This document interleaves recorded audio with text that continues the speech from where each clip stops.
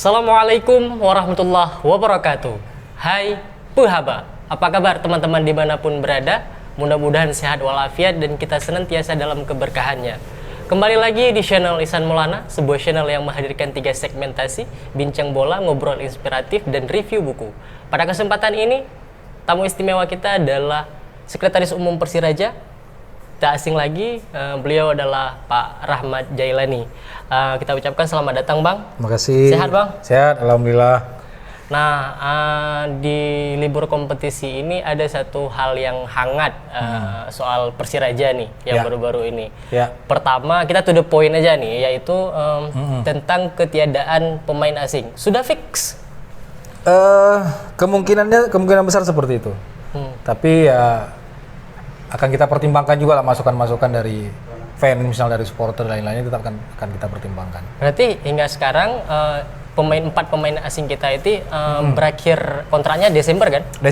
Berakhir Desember. 4-4-nya berakhir Desember. Kalau dalam kontrak tanggal berapa mereka berakhir? Tanggal 8 Desember kemarin. Tanggal 8 Desember kemarin. Dengan mereka ini sudah ada komunikasi bahwa berakhir? Sampai sekarang ini kan yang sudah kita selesaikan itu kan 2. Yeah. Itu Adam Inter sama Sami Rayas. Jadi mereka sudah kita berikan pemberitahuan tentang pemberhentian atau istilah surat keluar lah kan. Kalau Adam memang dia memutuskan untuk hijrah sebentar karena memang ada tawaran yang bagus dari salah satu klub di Liga Thailand. Dan dia agak sulit menunggu sampai Februari karena pun liga kita Februari juga belum pasti. Nah, ketika ada tawaran pasti seperti itu dia ngambil dan dia berjanji Juni atau Juli dia akan kembali karena Liga Thailand itu kalau tidak salah saya cuma 6 bulan dan mereka akan berakhir sekitar awal bulan Juni selesai Liga Thailand.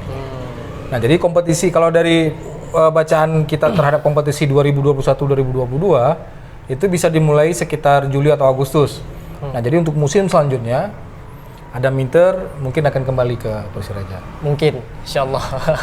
Masih mungkin ya. Karena kan animo masyarakat terhadap Adam sendiri kan luar biasa, Bang. Betul.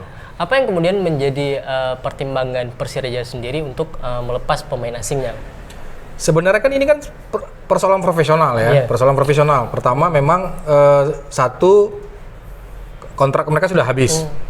Yang kedua, kita sulit sekarang memberikan tawaran kontrak baru ke mereka karena dengan situasi COVID sekarang. Kalau kita memberikan harga COVID, pasti pemain nggak mau. Tidak kita berikan harga COVID, klub tidak mampu gitu. Nah, jadi lebih ke persoalan pertimbangan yang demikian karena Liga Indonesia sampai sekarang ini semua serba belum pasti. Nah, jadi kebijakan klub kita mengambil kebijakan seperti itu dikarenakan memang tidak ada kepastian soal Liga Indonesia gitu. Dan terus Bang, soal Adam sendiri kan Adam dari rumor dari awal memang dia ke Liga Thailand gitu. Hingga sekarang memang Adam belum mengumumkan di klubnya gitu. Apakah Adam sempat memberitahu ke Abang dia hendak kemana saat itu? Ya, tapi dia meminta ke saya bahwa dia akan mengumumkan sendiri. Jadi manajemen Persiraja jangan mengumumkan. Mungkin minggu depan dia akan mengumumkan klub barunya gitu. Nah, karena itu dan permintaan Adam dan kita Pak Rahmat pun tidak mungkin membocorkannya, kita akan minta clue warna jersey home tim Adam di ke depan. Saya kurang tahu warna jersinya.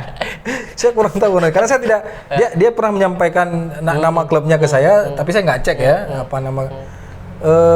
Jadi saya kurang tahu juga warna jersinya. Karena kan supporter ini kandung penasaran Bang kan. Dan sepertinya yang jelas bukan setim sama Yanto Basna sih.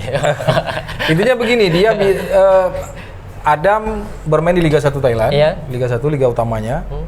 Dan yang paling penting saya berharap dia bisa menikmati dulu situasi di Liga Thailand karena dia bilang ke saya bahwa dia sebenarnya sangat menikmati Liga Indonesia. Dari 3 pertandingan awal kita ditambah 4 uji coba dengan PSMS, dia merasa bahwa dia menemukan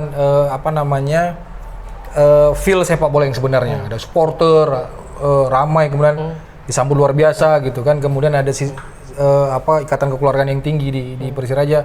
Dia betul-betul menikmati bermain di Persiraja, menikmati sepak bola Indonesia. Tapi karena ketidakpastian itu, makanya dia kemudian harus mengambil langkah pergi sementara. Kalau kita menganggap dia pergi sementara.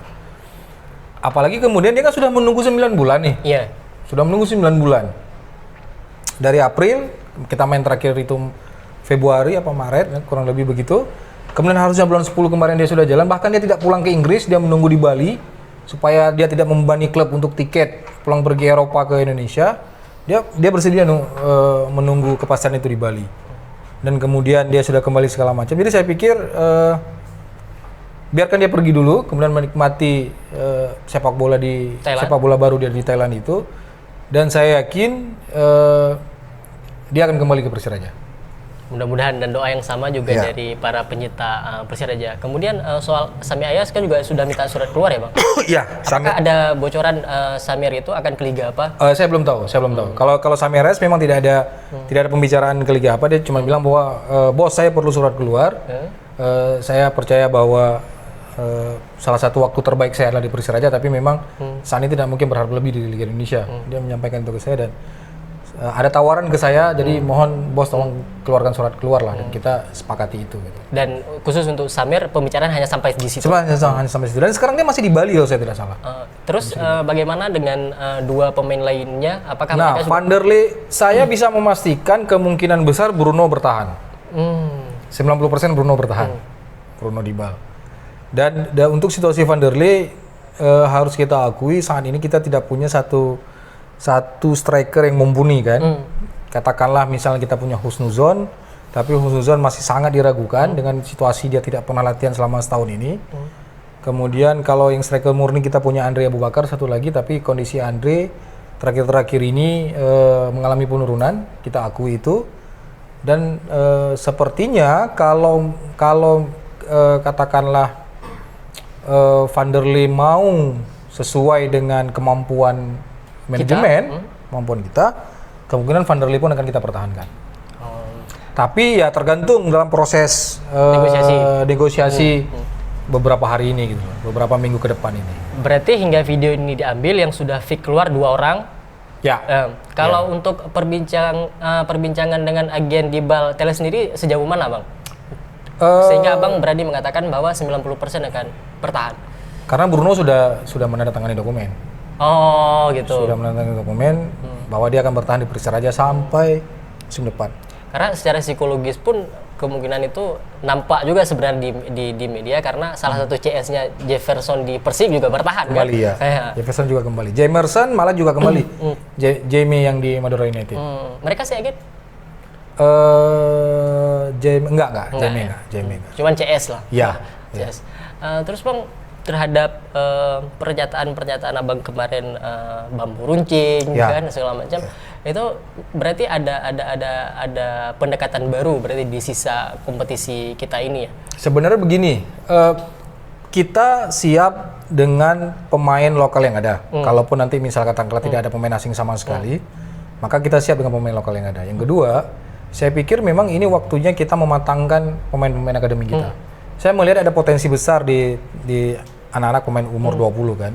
2 kali uji coba dengan tim senior, sekali tim senior menang, sekali seri, dan tim senior mengalahkannya dengan susah payah. Artinya apa? Ada potensi, ada antusiasme di anak-anak umur 20 ini yang menurut saya itu bisa kita maksimalkan. Mengingat Liga tahun ini tidak ada degradasi gitu loh. Nah, kalau tidak kita berikan kesempatan pada situasi seperti sekarang ini, maka mereka akan sulit mendapatkan kesempatan di masa-masa yang akan datang. Saya ngobrol dengan presiden bilang bahwa kalaupun memang kita tidak bisa mempertahankan 4 pemain asing itu, maka kita akan ngobrol dengan pelatih bagaimana memaksimalkan potensi umur 20 ini. Jadi saya pikir itu juga sesuatu yang harus kita lakukan. Jangan sampai kita pernah loh kehilangan generasi sepak bola. Pasca tsunami, menuanya usia generasi emas kita dalam tanda kutip, Dahlan Jalil CS, hilangnya Irwan Satarmi, kita sempat putus generasi. Baru kemudian lahir 1-2 Sakir Sulaiman, Miftahul Hamdi, Zulfiandi, itu kan belakangan baru lahirnya. Mereka baru menjadi katakanlah pemain nasional kan. Sebelum mereka kan tidak ada. Jadi terputus generasi Dahlan Jalil, Irwan Sah itu dengan Miftahul Hamdi, ini ada generasi di tengah ini yang terputus.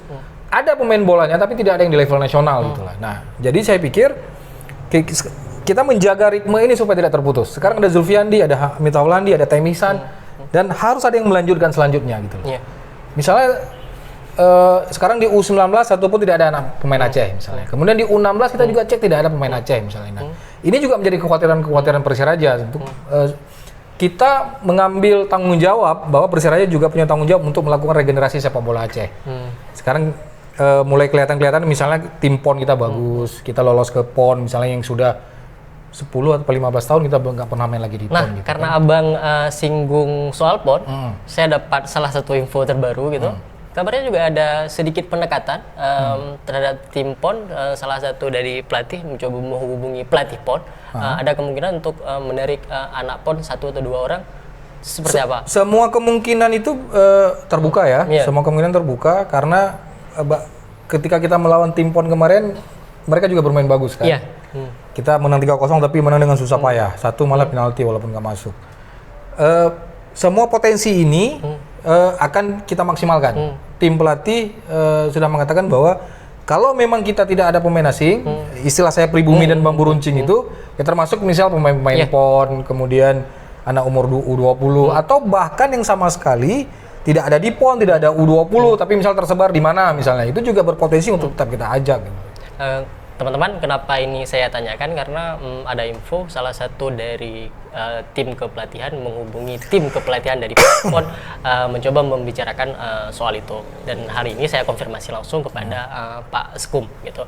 Nah, kemudian Bang, berarti kita fikskan dulu yang dua pemain asing sudah mengambil surat keluar. Sudah pasti, 90% kemungkinan bertahan dia adalah Bruno Diba. Kalau Vanderlei masih melihat negosiasi masih negosiasi. Oke. Terus bagaimana dengan komposisi pemain lokal yang sekarang? Maksudnya lokal yang Indonesia bukan Indonesia 100% tetap tidak ada perubahan. Bertahan. Kalau untuk kontrak mereka juga berakhir di Desember. Tapi semuanya kita perpanjang. Perpanjang. Proses tanda tangannya sudah setelah kembali nanti, setelah bergabung nanti. Nah, untuk kemungkinan plan-plan baru ini sudah apa tanggapan dari Coach Henry Susilo sendiri, Bang? Kita sebenarnya komunikasi intens dengan Coach Henry. Coach Henry beliau juga memahami situasi ini kan. Beliau juga mengerti bagaimana beratnya manajemen katakanlah mensiasati keuangan dengan situasi seperti sekarang ini. Jadi ya kita bersyukur punya pelatih yang memahami itu. Artinya beliau tetap punya tuntutan, tetap punya standar, tetap punya ukuran-ukuran yang harus dilakukan, tapi mampu beliau sesuaikan dengan kondisi manajemen gitu loh. Dari awal kan dari Liga 2 dulu itu beliau memang memahami situasi klub kita seperti apa. Tapi bukan berarti kita tidak mau mengambil terobosan-terobosan gitu loh. Kalaupun nanti peluang-peluang itu ada dan bisa kita diskusikan, dan itu memungkinkan, itu kita lakukan. Misalnya contohnya pemain asing. Kalau misalnya ada pemain asing yang memang sama sekali dan sangat kita butuhkan, selama bursa transfer dibuka dan itu memungkinkan, itu bisa kita bicarakan dengan manajemen, bisa kita sampaikan dengan presiden gitu loh. Saya pikir tidak juga serta-merta kita menutup mata bahwa harus begini, harus begitu, tidak. Tapi semuanya dialektis, semuanya berjalan nanti sesuai dengan perkembangan di lapangan. Nah, Bang, sejauh ini kan para agen-agen kan udah mulai kerja lagi bergerilya segala macam, dan para agen paham bahwa rata-rata itu mereka selesai di Desember. Seberapa banyak sudah masuk tawaran pemain-pemain asing? Banyak sekali, termasuk pemainnya sendiri langsung menawarkan diri. Misalnya Bruno Kasmir nih, barusan telepon saya deh. Bruno Kasmir, pemain naturalisasi Bruno Kasmir kan, panggilan suara tak terjawab. Maaf Pak, nggak dengar. Jadi dia juga bilang saya pengen main Liga 1. Soal harga bukan masalah bagi dia. Nah, betul, soal harga bukan masalah buat Bruno, tapi kita juga harus memperhitungkan kehidupan kemampuan keuangan kita gitu. Ada beberapa juga pemain-pemain yang lain yang hubungi saya baik melalui WA maupun melalui DM Instagram gitu kan. Berarti ada yang langsung menghubungi sendiri, ada yang dihubungi oleh agen. Ada yang melalui agen, Terus Bang, kalau boleh jujur sih, seberapa berat sih kondisi finansial kita saat ini? Karena yang terdampak bukan hanya Persiraja kan, tim-tim besar juga terdampak. Apatah lagi kita. Berat, memang berat. memang berat. Kita harus mempertimbangkan untuk pengeluaran sekecil apapun saat ini kita harus mempertimbangkan. Jadi memang berat memang, karena seberapa berat memang berat, memang susah untuk bisa menggambarkan situasi sekarang gitu loh. Jadi kita memang harus mensiasati untuk melewati tahun sulit ini, dan mudah-mudahan 2021-2022 kita bisa lebih kuat gitu. Lebih kuat. Ya. Terus ini mungkin juga jadi ilmu kan untuk banyak orang gitu. Di suasana genting seperti ini kan tidak terprediksi di awal. Ya. Siapapun gitu. Ya. Karena ini kan soal fenomena alam gitu. Betul. Bisa kita katakan alamiah gitu. Bagaimana sih cara manajemen menyiasati keuangan di tengah sangat kering ini? Pertama memang kita mengikuti surat keputusan PSSI. Ya. Bahwa kalau memang liga tidak berjalan dengan sistem gaji 25% dan sebagainya itu. Yang kedua, dari awal kita sudah menyampaikan kepada pemain bahwa situasi kita seperti sekarang gitu. Dan kita akan menutup keran dari pengeluaran-pengeluaran yang tidak seharusnya. Jadi siasati kita paling penting adalah kita harus mengetahui apa pengeluaran paling pokok dalam situasi sekarang ini. Misalnya gaji pemain. Praktis gaji pemain. Kita harus fokuskan ke hal yang seperti itu gitu loh. Nah, di luar itu kita akan coba kita harus batasi gitu kan. Kita akan batasi. Ini kan banyak misalnya teman-teman yang nawarin pasang iklan atau apa dari Persiraja, promosi atau apa. Itu semuanya kan kita tolak gitu loh. Karena tidak memungkinkan dalam situasi seperti sekarang ini. Jadi paling penting ya pengetatan pengeluaran itu yang harus kita lakukan. Misalnya ini juga dengan tidak ada penghuni di mes misalnya. Internetnya kita matikan dulu. Rumah-rumah pemain asing internetnya kita cabut dulu gitu loh. Jadi kita tidak mengeluarkan biaya untuk hal yang seperti itu gitu. Itu praktis yang pokok-pokok lah Bang. Ya, yang paling utama dulu, yang paling utama. Nah, terus ini kan sudah penghujung Desember itu. Sudah optimiskah liga akan dimulai bulan 2? Saya tidak begitu yakin ya, karena sampai sekarang PT LIB belum memegang izin itu. Maknanya belum memegang, bahkan izin prinsip pun mereka belum tahu gitu, mereka belum pegang. Polisi belum mengiyakan, polisi masih bilang ya kita lihat nantilah. Nah, jadi kalimat kita lihat nanti itulah yang membuat kita sampai hari ini kita nggak yakin gitu loh. Tapi untuk mulai Februari sebenarnya kan sudah tidak terlalu ada masalah, pilkada sudah selesai misalnya. Kemudian mungkin mudah-mudahan kondisi pandemi juga sudah menurun. Kalau di Aceh malah kondisinya sudah seperti biasa. Walaupun di luar kota seperti Jakarta itu ada angka kenaikan misalnya kan. Nah jadi saya tidak optimis bisa mulai Februari, tapi sangat berharap ini bisa segera dimulai. Atau diselesaikan musim ini, kita lanjut berbicara soal musim 2021-2022 misalnya. Kalau dari teman-teman para pengurus yang lainnya ada perbincangan tertentu tidak Bang soal ini? Hampir mayoritas manajer di grup kita itu meminta bahwa sudahi musim 2020 ini kan.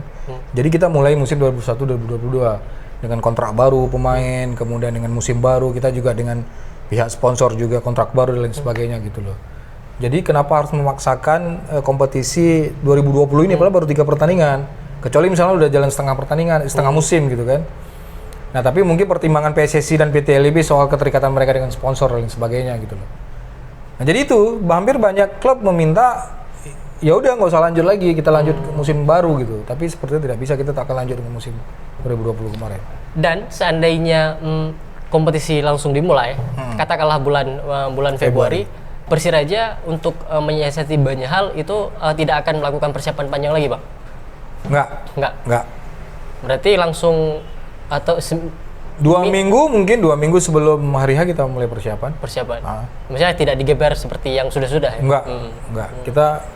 Kita pengalaman lah kemarin waktu mau mulai katanya Liga bulan 10 itu satu bulan sebelum 1,5 bulan sebelum Liga dimulai kita sudah persiapan, nggak taunya mundur gitu kan.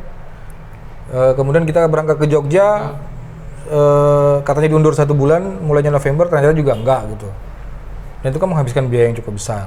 Nah, sekarang Bang secara psikologis semua unmood lah, mood siapapun lah, moodnya drop gitu.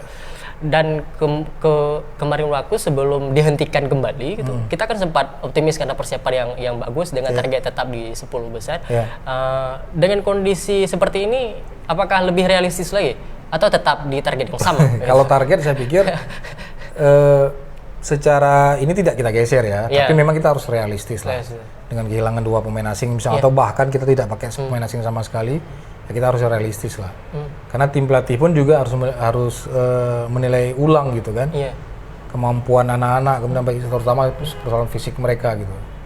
Nah jadi soal target kita akan bisa saja kita revisi atau tetap kita target 10 besar, tapi ya kita harus realistis dengan kondisi sekarang gitu.